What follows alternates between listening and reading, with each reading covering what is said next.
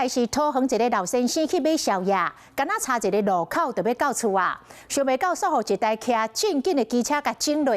啊，骑士第一时间拢无关心老先生的状况，是先闪动机车，看家己的机车是毋是还会使骑。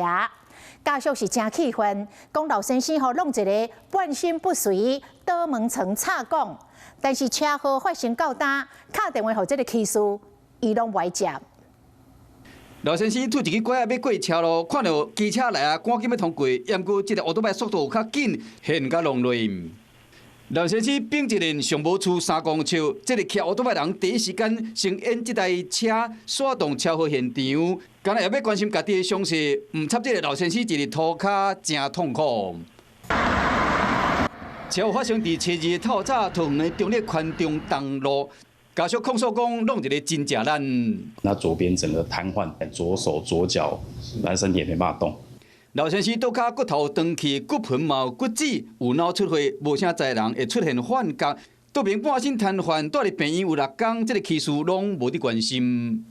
到现在也还没看到，就是也还没跟对方联络到这样。对，对方有没有主动给你们关心？没有，都没有。对。找无人，家属生气，佮心痛，因老爸倒伫病床顶，在佮插管治疗。经测试，江南9测值为0，详细肇事原因尚待厘清。车祸现场无青红灯，也过路口有标线。这个老先生出门买一个宵夜，敢若差一个路口尔就到厝啊，想袂到会发生意外。家属只嘛讲会当讨回公道。